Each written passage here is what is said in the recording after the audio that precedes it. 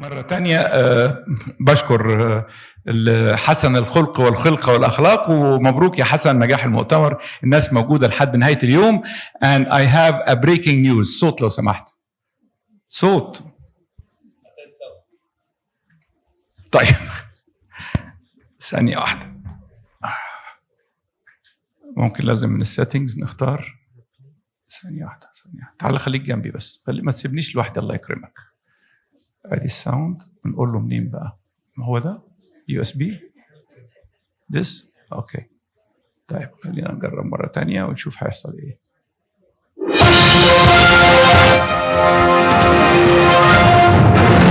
Yes, the breaking news from the WHO that there are 20 hysterectomies performed every minute. يعني رقم مفزع. 20 hysterectomies performed every minute in the world. في دقيقة واحدة قبل ما اخلص التوك ده هيكون 20 ست فقدت الرحم بتاعها. Hysterectomy is associated of an increased risk of depression and anxiety and medical disorder. This is a report from Mayo Clinic in the United States. It's not just to remove it and forget. As a surgeon, you remove the uterus, you don't see what's going in her home when she go to work with her husband and with her society. This study find women of greater risk of depression and anxiety. And يعني الحقيقة عايز to share with you a concept. سواء I'm not an IVF man يعني فاهم، لكن لما بتيجي تعالج أي مرض ما تخليش العلاج بتاعك أسوأ من المرض. يعني مش عشان أعالج شوية صداع أديله دواء يحرق له معدته. So the aim of treatment is to provide a better quality of life and not just to remove the symptoms. Unfortunately, we cut it and we forget what she will suffer. Let me share with you, avoid a remedy that is worse than the disease. This is a study by the Maharashtra state in India. You will be surprised from what I say now, because India is like my second home. Yeah, I go there almost 3-4 times a month to operate there. Can you imagine that in one small village, I'm not joking, there is not a single female with a uterus? If you have a friend in India, ask them. Even a teenager, there's not a single adult female عندها uterus. ولما شايلش بونتميكر عزمني مبون عشان نعمل كاديفر كورس، ما لقيناش جثة فيها رحم. كل الستات hysterectomized. So a study conducted in the Maharashtra Council, over 14,000 women who have undergone hysterectomy, they found the following. More than 45% نصهم experience aching joints, back pain, depression, they don't sleep, ما بيناموش. Many studies confirm ovarian reserve reduction. انت حتى بتقول I will preserve the ovaries. Huh? Even if you preserve the ovaries, there is a sudden decline of ovarian function and rise of AMH and increased incidence of heart disease, early onset of osteoporosis and diabetes. معظمهم they change from a beautiful body into what we call the melting كاندل. ها فاهم؟ عارف الشمعة لما تسيح وبص تلاقي الفات ديبوزيشن. انتوا بتدمروا حياة المرأة. يعني انت بتقول عشان to cure you from bleeding then you disturb her life. المصيبة بقى طبعا معنا Dr. Sherman from United States. You'll be surprised, sir, to know that in your country, these statistics, women by the age of 75, 40% have نص الستات تشلهم الرحم. Can you imagine? ده في معلومات بقى مخيفة هقولها لكم. More surprises about the United States. فضايح بقى. This is age-adjusted percentage of women who have had hysterectomy by education and level of family income.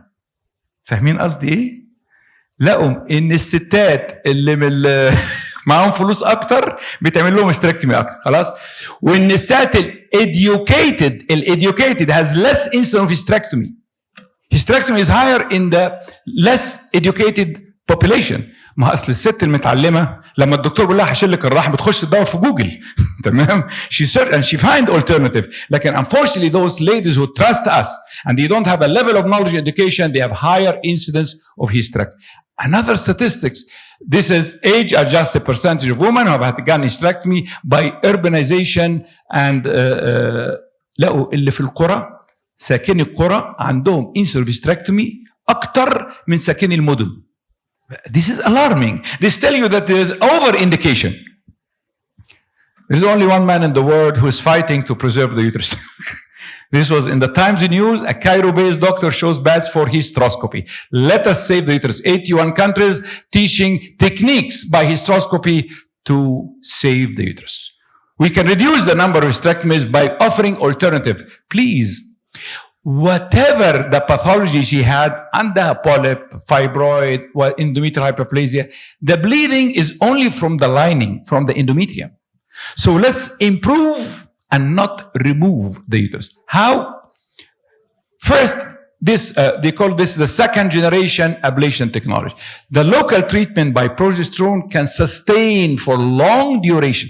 ما هي مشكلة العيانين اللي عندهم bleeding لما بتقول لها هتاخدي بروجسترون oral for long time ما بترضاش وبتخاف. وكلمة هرمونز ما اعرفش عندكم في المغرب، عندنا في مصر أول ما تقول عنها هرمونز يبتدي جسمها يقشعر وتقول لك لا أنا مش عايزة هرمون. when you tell the patient that the level of hormones inside the uterus is maximum and in the systemic circulation is minimum. So this is one of the beautiful alternative.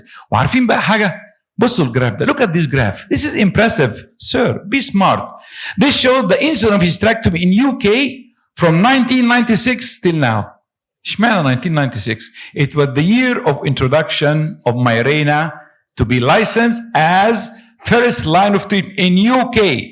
The NICE guideline states clearly for NHS, the National Health Service, that the first choice for treatment of bleeding is Mirena. فواضح عندك بديل تاني. يعني ليه نصمم ان احنا نشيل الرحم؟ And then we come to the third generation ablation technology. ما الابليشن تكنولوجي هم 3 generation. First generation is hysteroscopic ablation اللي هتكلم عليه اخر حاجه. Second generation هو الميرينا او الهرمون ديليفري سيستم. The third generation هو global ablation technology. زي ما بقول improve but not remove. احنا هنلعب على الاندوميتريوم، مالناش دعوه ببقيه الرحم.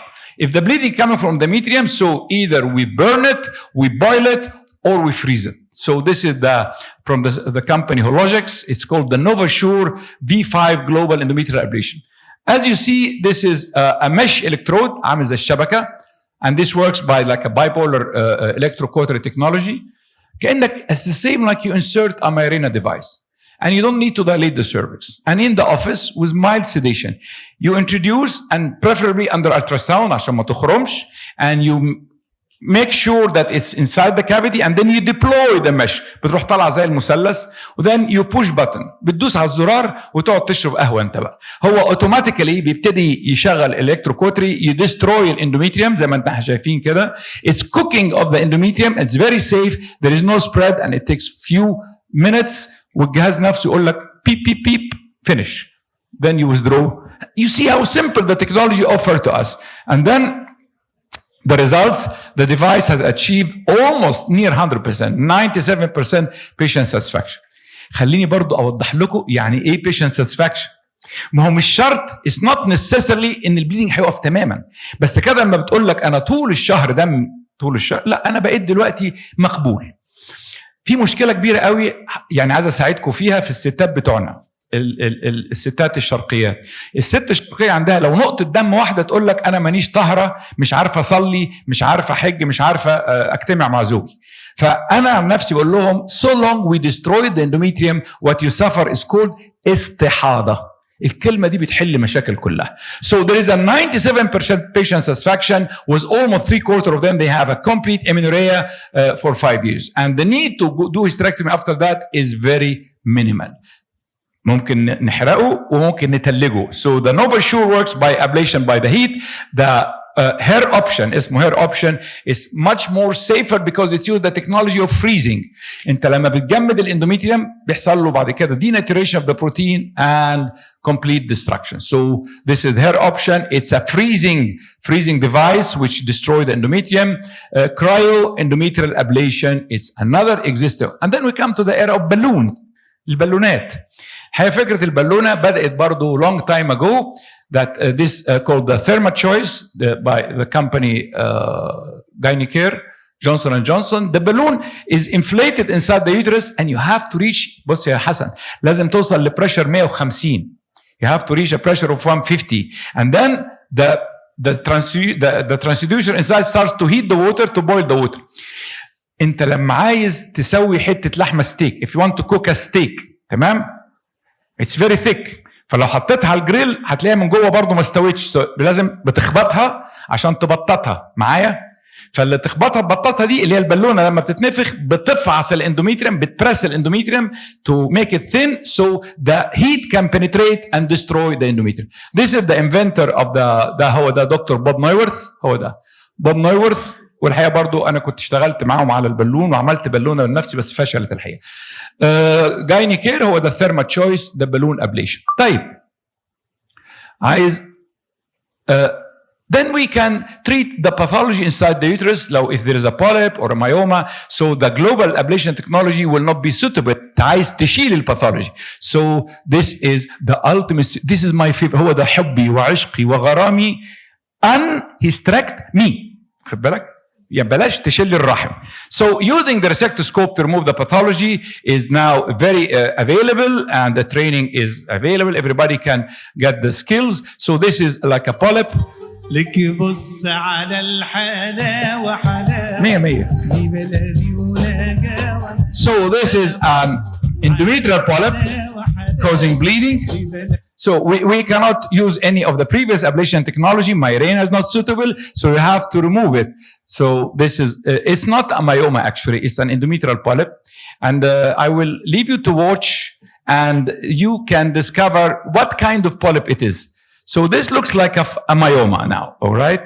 But when we cut more deeply, هتشوفوا حاجة تانية.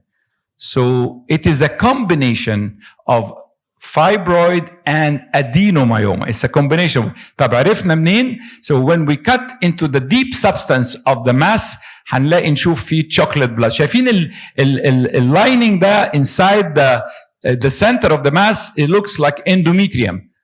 Oh, everybody look at that. Dr. Silber, you see now, there's a chocolate blood coming from inside. So it is a combination adenofibromyoma. And now it's a complete bisection. The technique here, because it's big, to bisect it like an apple into two halves. You see now, it's like a small bridge between the two halves, bisecting it like an apple. And then this is complete bisection. It's a combination of adenomyoma. Half of it is completely detached. The other half is also removed. And this is the pedicle. Type. For a larger fibroid, then you have to do hysteroscopic myoma resection. A technique بقول كأن عندك هبرة لحمة بتحولها لشاورما. Okay? طبعا الفيديو ده ممكن اتكلم ساعتين. How to do it, how to avoid fluid overload. And when cut the tissue, you have to take a deep cut. Don't do potato chip slices. Take a wedge potato cuts so you can finish the myoma in short time. Another advice, don't keep going in and out to clean. كل مرة بتطلع برا كافيتي بتكولابس، تيجي تخش تاني بيخش معاك هواء ويجي لك air embolism. So you have to avoid in and out. Keep cutting until you reach the pedicle of the fibroid or you reach the myometrium. How to identify the myometrium? By the color. The myoma is solid white fibers. The myometrium is pink interlacing fiber like that. This is the final view. Hysteroscopy is not like laparoscopy. In laparoscopy, you can spend 1, 2, 3 hours for laparoscopic myomectomy. But here you cannot, because you are using a fluid distension which goes into systemic circulation, can result in a catastrophic death. So this is the final view. And the myoma is converted to shawarma, as I see. You see here, this is myoma is type 3 almost, but there is a way even to reach it by using the scissor to cut into the fundus, the myoma touching the endometrium, and this is the cause of bleeds. Why to remove the whole uterus? And why to do even laparoscopy or laparotomy? From inside, you can cut into the fundus through the myometrium. This is the myoma now exposed, and you can dissect. This is a scissor job, no need even for electrocautery. And then the myoma is almost free, and then you take it outside. It's completely free now, without using a forceps. Use the scissor, تطعن الميوما, تطعنها بالمقص, and use the scissor to pull it out like I'm showing now. Here I'm showing two pathologies. It is a polyp and submucous fibroid. So I show you this video non-edited, 2.5 minutes. I call it the mission impossible. All right. Can we work? So you see a beautiful technique to get rid of two pathologies, a polyp and submucous fibroid. Here I am using a monopolar electrocautery, but honestly, I don't recommend to use monopolar. Stay with the bipolar, safer.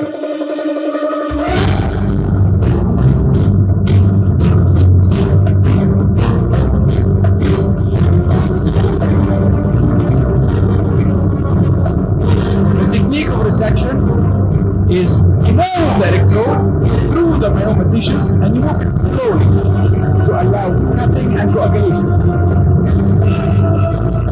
The secret of good view is the combination of inflow outflow. لازم ايدك تبقى شغاله بتفتح محبس الانفلو تقفل الاوتفلو for some time to get distension. لو لقيت الدنيا عكرت فتح الاوتفلو. فهي continuously manipulating in and outflow. So this is the real time. We show how it can be simple. I don't say it's simple and easy. مفيش حاجة easy in life. ما تصدقش اللي يقول لك تعلم الإنجليزية في 5 أيام. أو lose your weight diet for 1 week. Nothing like that. You have to work hard to master the skills. Now this movement is called backhand. The backhand movement.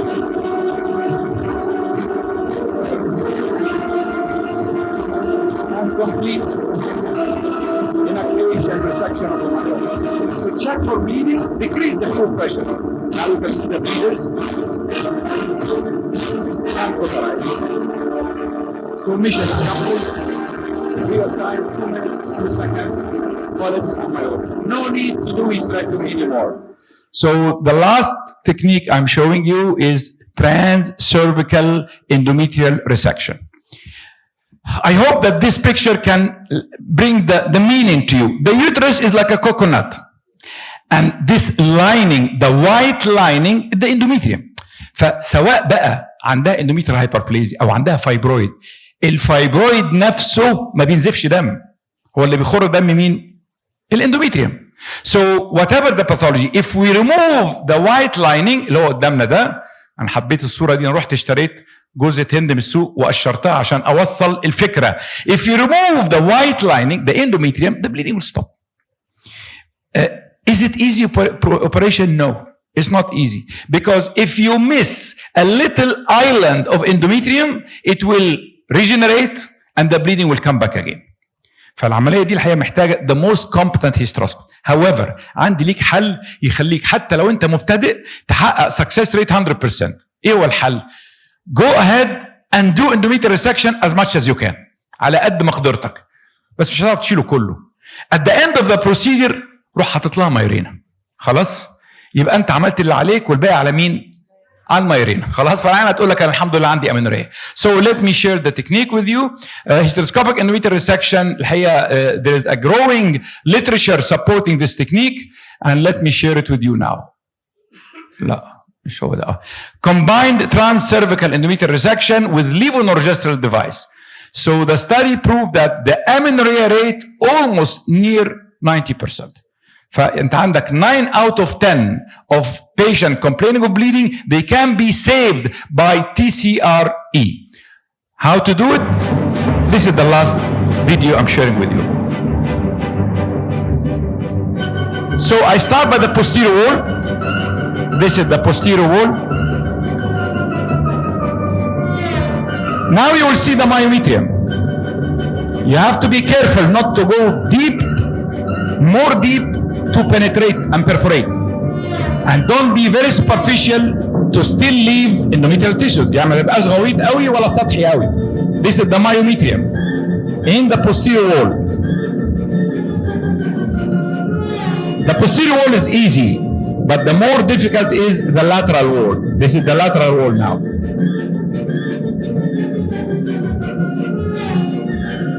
The most difficult is the anterior wall, sorry, the fundus. This is the most difficult because the direction of the loop is not comfortable. This is the anterior wall. Okay, this is the semi-final view. All looks white, anterior, posterior, and lateral. Only the fundus. هنا دي أصعب حتة بقى. So you move the electrode from side to side. It's not easy, and make sure to remove everything pink. ما تسيبش اي حاجه لونها زهري. دي اصعب حته دي. Exactly at the fundus, and now you can see the corneal area. This is the cornea.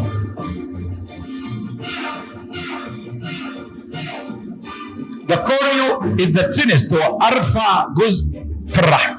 فهنا be careful of the perforation. This is the cornea.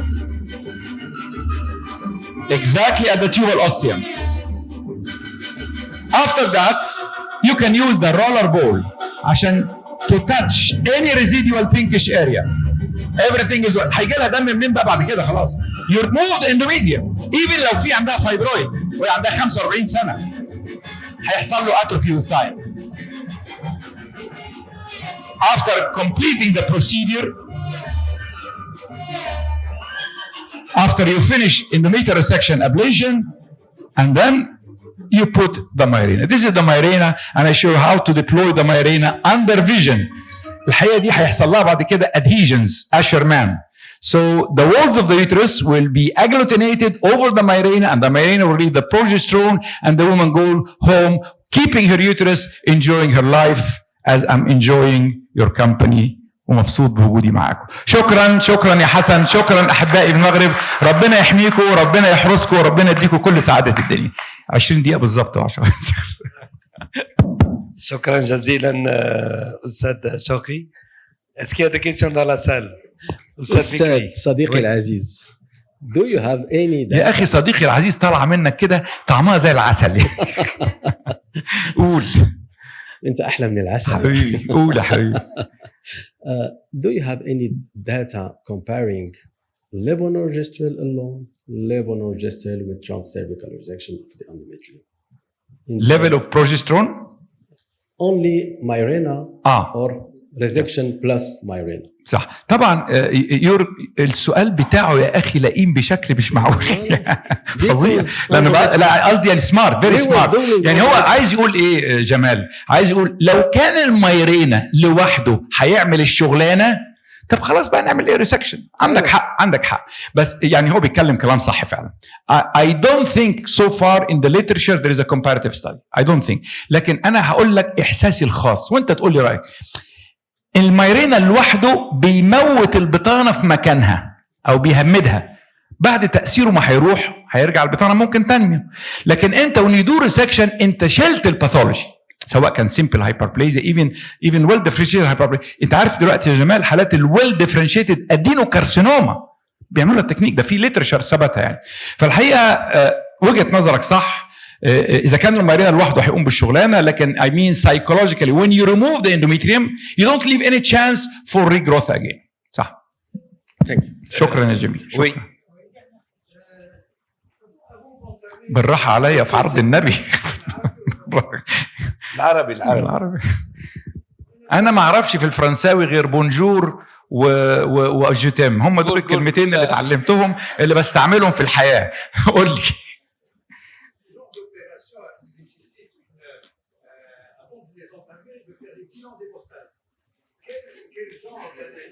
على النعمة أنا هروح من البلد. ده مصمم برضه. يمكن نديروا لا. قول. كمل. قول وهم هيقولوا لي. Normalement, ce genre d'opération nécessite des bilans préopératoires, notamment en hémostase. Quel genre d'analyse d'hémostase il faut faire avant d'entamer ce genre d'analyse? هيموستاز أنا فهمت يعني قصدك الهيموستاسيس بعد العملية؟ لا قبل العملية. قبل العملية. pour éviter la fibrinolyse. قبل العملية. ايه اللي اعمله قبل العمليه؟ نعم. والله انت اشكرك، لان انا فعلا نسيت اقول ان الحالات دي قبل العمليه بديها زولادكس GnRH انالوج زولادكس. قبل العمليه باسبوعين الزولادكس بيقلل تخانه الاندوميتريم قوي فيزود نسبه النجاح. فهو انا بسميه تريبل اتاك، زولادكس ابليشن مايرينا. لا هو تحليلات طبيه تحاليل. التحاليل مخبريه. صح. برضو انت فكرني. هو classically you have to exclude serious pathology. سؤالك ده very political، لان الجايد لاينز او الشغل الصح انك الاول، انا نسيت اقولها دي، تاخد بايوبسي to make sure ان هي ما عندها serious pathology وبعد كده تعمل ابليشن. فthis is correct. بس انا هقول لك الشغل بشتغله ازاي. لو همشي باي ذا بوك يبقى هدخل العيانه اوضه العمليات مرتين. اقول لكم اسرار الشغل بقى. Nonsense the question. ده نورمال، بنعمل سي بي سي وبلاد بيكتشر. ده اذا كان there is no special investigation قبل العمليه دي. يعني we do the blood picture. Une autre manière de poser la question, quelles sont les complications hémorragiques après ce genre? يا جماعه الراجل بيسال حاجه ثانيه، بيقول لي الهيموريج كومبليكيشن. يا استاذ المضاعفات بعد العمليه. بعد العمليه so the complications actually is only if it happened يا اما fluid overload يا اما perforation. There is no bleeding after surgery.